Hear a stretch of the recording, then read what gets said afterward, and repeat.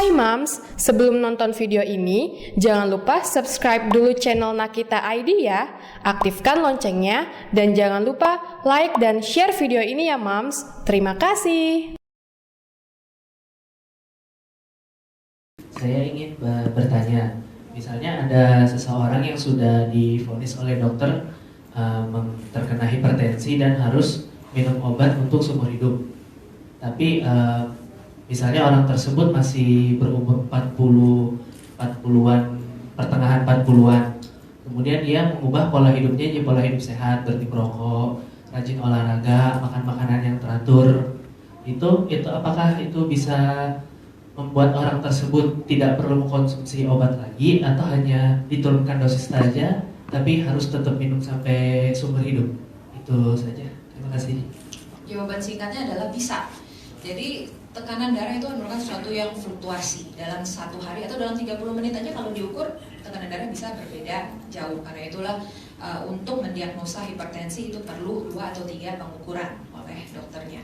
Dan kalaupun sudah dikatakan hipertensi, tapi hipertensinya stage 1, jadi tekanan darahnya masih antara 140 sampai 160 dengan diastolik antara 90 sampai dengan 100 biasanya, dan dilihat nggak ada faktor risiko lain ya, bukannya pasien yang darah tinggi atau pasien dengan diabetes atau pasien riwayat stroke atau riwayat serangan jantung, tapi hanya hipertensi saja dijumpai pada usia muda.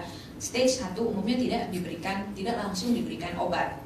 Tapi advice-nya adalah modifikasi gaya hidup, lifestyle modification selama 4-8 minggu, kemudian dievaluasi ulang tekanan darahnya. Jadi lifestyle modification itu apa ya?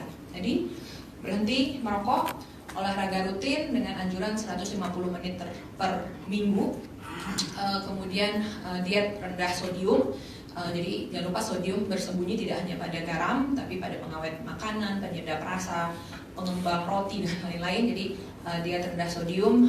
Jadi pokoknya ada sederet ya modifikasi gaya hidup. Kalau itu berhasil diterapkan, maka bisa jadi orangnya tidak perlu minum obat-obatan. Kalaupun itu tidak berhasil, katakanlah pasiennya datang 6 minggu kemudian tekanan darahnya masih tinggi, maka kita akan memulai obat biasanya single drug low dose. Kita akan evaluasi berkala antara 1 sampai 3 bulan tekanan darahnya bagaimana. Kalau secara konsisten orangnya meneruskan gaya hidup sehatnya, terus kita lihat tekanan darahnya rata-rata itu ideal terus, itu bisa dicoba lepas obatnya, lalu diobservasi lagi. Kalau tekanan darahnya sudah terkontrol tanpa obat, maka dia bisa jadi tidak perlu obat jangka panjang. Tapi kalau sudah pernah dikatakan darah tinggi, terus sudah pernah minum obat, lalu berhasil mengontrol tekanan darahnya dengan diet, olahraga dan lain-lain, tidak perlu obat, maka periksakanlah secara berkala. Jangan langsung udah beres nih, misalnya gue udah sembuh.